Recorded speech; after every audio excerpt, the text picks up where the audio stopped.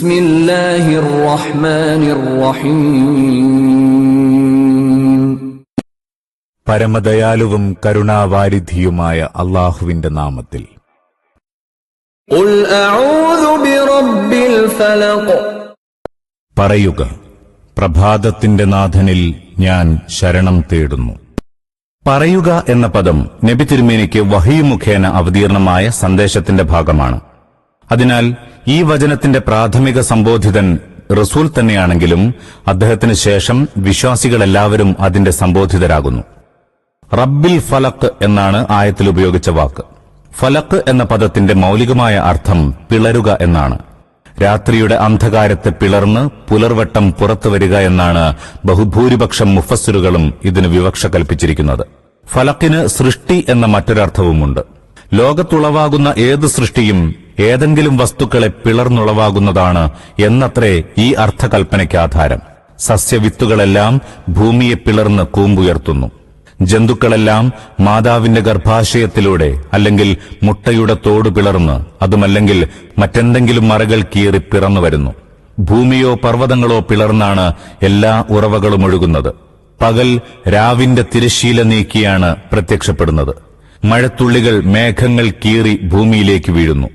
ചുരുക്കത്തിൽ എല്ലാ വസ്തുക്കളും ഒന്നല്ലെങ്കിൽ മറ്റൊന്നിന്റെ പിളർപ്പിന്റെ ഫലമായിട്ടാണുണ്ടാകുന്നത്. ആദ്യത്തെ അർത്ഥത്തിലെടുത്താൽ സൂക്തത്തിന്റെ ആശയം പ്രഭാതോദയത്തിന്റെ നാഥനിൽ അഭയം തേടുന്നു എന്നാകുന്നു. രണ്ടാമത്തെ അർത്ഥത്തിലെടുത്താൽ സർവ്വസൃഷ്ടികളുടെയും നാഥനിൽ അഭയം തേടുന്നു എന്നായിരിക്കും ആശയം. അള്ളാഹുവിന്റെ സത്താനാമം ഉപയോഗിക്കാതെ റബ്ബ് എന്ന വിശേഷണനാമം ഉപയോഗിച്ചത് അഭയം തേടലിൽ അള്ളാഹുവിന്റെ നാഥനും ഉടമയും പരിപാലകനും എന്ന ഗുണം ഏറെ പ്രസക്തമായതുകൊണ്ടാണ്. ഞാൻ ശരണം തേടുന്നു എന്ന് പറഞ്ഞതിൽ 3 കാര്യങ്ങൾ ഉൾക്കൊള്ളുന്നു. 1, ശരണം തേടുക എന്നതുതന്നെ. 2, ശരണം തേടുന്നവൻ. 3, ശരണമർത്ഥിക്കപ്പെടുന്നവൻ. ശരണം തേടുക എന്നതിന്റെ ഉദ്ദേശ്യം ഒരു സംഗതിയിൽ ഭയം തോന്നി രക്ഷപ്പെടുന്നതിനു വേണ്ടി മറ്റൊന്നിന്റെ സംരക്ഷണത്തിലാവുക എന്നാകുന്നു. ശരണം തേടുന്നവൻ ഏതവസ്ഥയിലും താൻ ഭയപ്പെടുന്ന സംഗതിയെ തനിക്ക് സ്വയം നേരിടാനാവില്ലെന്നും അതിൽ നിന്ന് രക്ഷപ്പെടാൻ തനിക്ക് മറ്റുള്ളവരുടെ അഭയം ആവശ്യമാണെന്നും കരുതുന്നവൻ തന്നെയായിരിക്കും. മിൻ ശർരി മാ ഖലഖ്. അവൻ സൃഷ്ടിച്ച സകല വസ്തുക്കളുടെയും ദ്രോഹത്തിൽ നിന്നും. മറ്റു വാക്കുകളിൽ പറഞ്ഞാൽ എല്ലാ സൃഷ്ടികളിൽ നിന്നുമുള്ള തിന്മകളിൽ നിന്നും ഞാൻ അവനിൽ ശരണം തേടുന്നു. ഈ വാക്യത്തിൽ ശ്രദ്ധേയമായ ചില സംഗതികളുണ്ട്. 1, അള്ളാഹു സൃഷ്ടിച്ച തിന്മകളിൽ നിന്ന് ശരണം തേടുന്നു എന്നല്ല, അള്ളാഹു സൃഷ്ടിച്ച സൃഷ്ടികൾ ഉണ്ടാക്കുന്ന തിന്മകളിൽ നിന്ന് ശരണം തേടുന്നു എന്നാണ് പറയുന്നത്. അള്ളാഹു ഒരു സൃഷ്ടിയെയും തിന്മകൾ ഉണ്ടാക്കാൻ സൃഷ്ടിച്ചിട്ടില്ല എന്ന് ഇതിൽ നിന്ന് മനസ്സിലാകുന്നു. അവന്റെ എല്ലാ കാര്യങ്ങളും നന്മയ്ക്കും ഗുണത്തിനും വേണ്ടി മാത്രമുള്ളതാകുന്നു. സൃഷ്ടികളിൽ അവൻ നിക്ഷേപിച്ച ഗുണങ്ങളെല്ലാം അതിന്റെ സൃഷ്ടി താൽപര്യം പൂർത്തീകരിക്കുന്നതിനു വേണ്ടിയുള്ളതാണ്. പക്ഷേ ചില സമയങ്ങളിൽ ചിലയിനം സൃഷ്ടികൾ ആ ഗുണങ്ങളിലൂടെ തിന്മകളാണ് പ്രകടമാക്കുന്നതെന്ന് മാത്രം. 2, പൊതുവായ ശരണം തേടലിനു ശേഷം ചില പ്രത്യേക തിന്മകളുടെ പേര് ചൊല്ലി അഭയം തേടിയതിന്റെ അർത്ഥമിതാണ്. അള്ളാഹുവിന്റെ എല്ലാ സൃഷ്ടികളുടെയും തിന്മകളിൽ നിന്ന് മൊത്തത്തിൽ ഞാൻ അഭയം തേടുന്നു. എങ്കിലും സൂറ അൽ ഫലഖിലെ ബാക്കിയുള്ള സൂക്തങ്ങളിലും സൂറ അന്നാസിലും പറയുന്ന ചില സൃഷ്ടികളുടെ ദ്രോഹങ്ങളിൽ നിന്ന് അള്ളാഹുവിന്റെ ശരണം ലഭിക്കേണ്ടത് എനിക്ക് സവിശേഷം ആവശ്യമായി തീർന്നിരിക്കുന്നു. 3, സൃഷ്ടികളുടെ തിന്മകളിൽ നിന്ന് രക്ഷപ്രാപിക്കാൻ ഉചിതവും ഫലപ്രദവുമായ പ്രാർത്ഥന സൃഷ്ടികളുടെ സ്രഷ്ടാവിൽ ശരണം തേടുക എന്നതു തന്നെയാണ്. ഏതു നിലയ്ക്കും സൃഷ്ടികളെ അതിജയിച്ചു നിൽക്കുന്നവൻ അവനാണല്ലോ. അവയുടെ തിന്മകളിൽ നമുക്കറിയുന്നത് അവനുമറിയാം, നമുക്കറിഞ്ഞുകൂടാത്തവയും അവനറിയാം. അതുകൊണ്ട് അവനിൽ അഭയം തേടുകയെന്നാൽ ഒരു സൃഷ്ടിക്കും എതിർക്കാൻ കഴിയാത്ത അത്യുന്നതനോട് അഭയം തേടലാകുന്നു. അവനിൽ ശരണം തേടുക വഴി നമുക്കറിയാവുന്നതും അറിഞ്ഞുകൂടാത്തതുമായ എല്ലാ സൃഷ്ടികളുടെയും എല്ലാവിധ തിന്മകളിൽ നിന്നും നാം സ്വയം അഭയം പ്രാപിക്കുകയാണ് ചെയ്യുന്നത്. കൂടാതെ അതിൽ ഭൗതികമായ തിന്മകൾക്ക് പുറമെ പാരത്രിക തിന്മകളിൽ നിന്നുള്ള അഭയം തേടലും ഉൾപ്പെടുന്നു.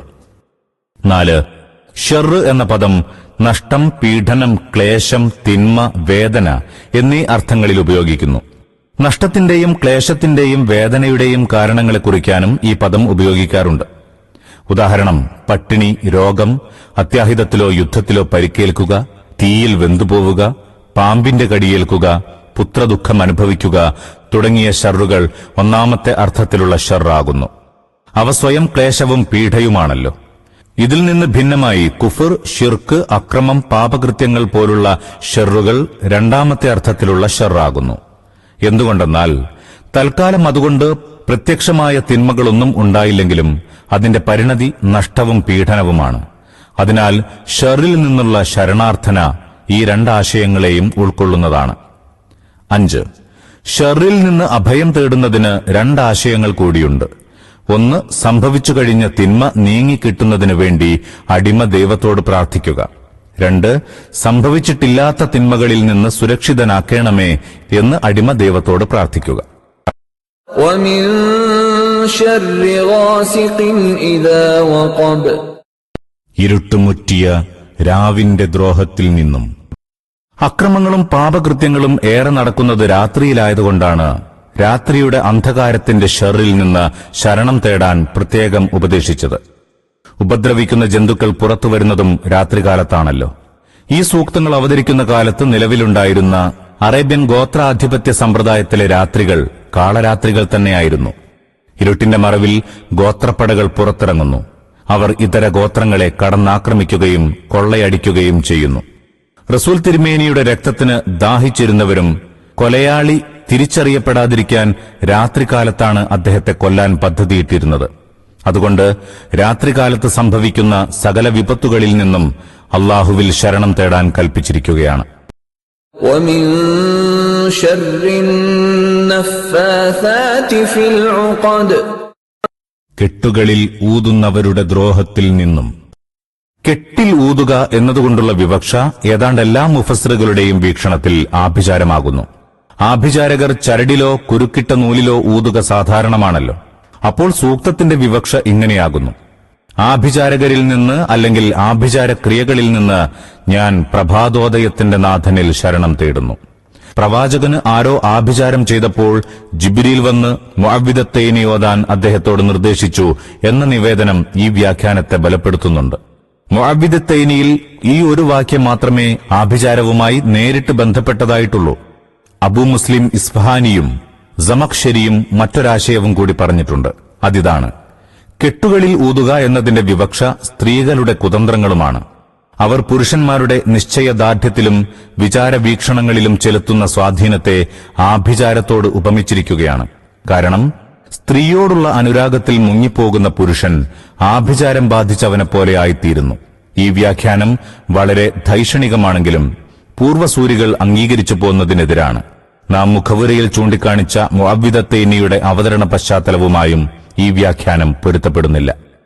ആഭിചാരം സംബന്ധിച്ചറിഞ്ഞിരിക്കേണ്ട ഒരു കാര്യം ഇതാണ്: മറ്റൊരാൾക്ക് ദോഷഫലങ്ങൾ ഉണ്ടാക്കുന്നതിനു വേണ്ടി ചെകുത്താന്മാരുടെയോ ദുരാത്മാക്കളുടെയോ ഗ്രഹങ്ങളുടെയോ സഹായം തേടുകയാണ് അതിൽ ചെയ്യുന്നത്.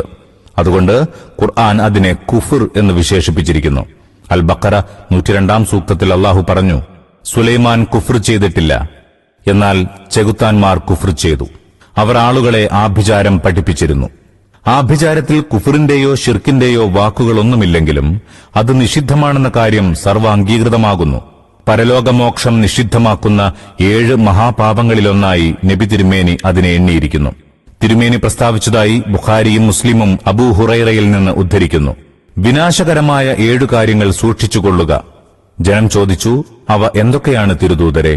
തിരുമേനി പറഞ്ഞു: അള്ളാഹുവിന് പങ്കാളിയെ ആരോപിക്കുക, ആഭിചാരം, അള്ളാഹു ആദരിച്ച ജീവനെ അന്യായമായി ഹനിക്കുക, പലിശ തിന്നൽ, അനാഥയുടെ മുതൽ തിന്നുക, യുദ്ധത്തിൽ ശത്രുക്കളോട് ഏറ്റുമുട്ടുമ്പോൾ പിന്തിരിഞ്ഞോടുക, വിശുദ്ധകളായ വിശ്വാസിനികളുടെ പേരിൽ വ്യഭിചാരം ആരോപിക്കുക. وَمِن شَرِّ حَاسِدٍ إِذَا حَسَدَ അസൂയ കാട്ടുന്ന അസൂയാലുവിന്റെ ദ്രോഹത്തിൽ നിന്നും. അസൂയ എന്നതുകൊണ്ടുള്ള വിവക്ഷ ഇതാണ്: മറ്റൊരുവന് അള്ളാഹു നൽകിയ അനുഗ്രഹത്തിലോ ശ്രേഷ്ഠതയിലോ നന്മയിലോ അസഹിഷ്ണുത പ്രകടിപ്പിക്കുക. അത് അയാളിൽ നിന്ന് നഷ്ടപ്പെടുകയും തനിക്ക് ലഭിക്കുകയും വേണമെന്ന് ഒരുവൻ ആഗ്രഹിക്കുക. എന്നാൽ ഒരാൾ മറ്റൊരാൾക്ക് ലഭിച്ച നേട്ടം തനിക്കും ലഭിക്കണമെന്നാഗ്രഹിക്കുന്നത് അസൂയയുടെ നിർവചനത്തിൽപ്പെടുന്നില്ല. ഇവിടെ അസൂയക്കാരന്റെ ഷർറിൽ നിന്ന് അള്ളാഹുവിൽ അഭയം തേടുന്ന സന്ദർഭം ഇതാണ്: അവൻ അസൂയ പുലർത്തുമ്പോൾ, അതായത് തന്റെ മനസ്സിലെ അസൂയാഗ്നി ശമിപ്പിക്കുന്നതിനു വേണ്ടി അവൻ വാക്കാലോ പ്രവൃത്തിയാലോ മുതിരുമ്പോൾ, ഒരസൂയാലുവിൽ നിന്ന് അത്തരം ഷെറ് പ്രകടമാകുമ്പോൾ അതിൽ നിന്ന് രക്ഷപ്പെടാൻ ഒന്നാമതായി അവലംബിക്കേണ്ട മാർഗം അള്ളാഹുവിൽ ശരണം തേടുക എന്നതാകുന്നു. അസൂയാലുവിന്റെ ദ്രോഹത്തിൽ നിന്ന് രക്ഷ പ്രാപിക്കാൻ ഇതോടൊപ്പം വേറെ ചില സംഗതികൾ കൂടി ആവശ്യമാകുന്നു.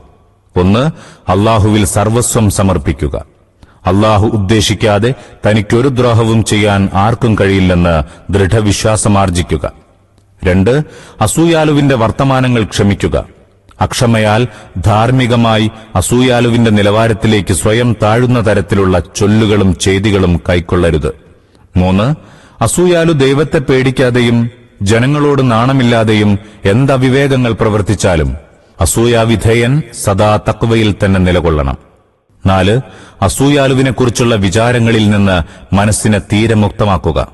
അങ്ങനെ ഒരാളെ ഇല്ലാത്തതുപോലെ അയാളെ അവഗണിച്ചേക്കണം. കാരണം അസൂയാലുവിനെക്കുറിച്ചുള്ള വിചാരങ്ങളിൽ മുഴുകുക എന്നത് അസൂയാലുവിന്റെ വിജയത്തിന്റെ പ്രഥമ പടിയാകുന്നു.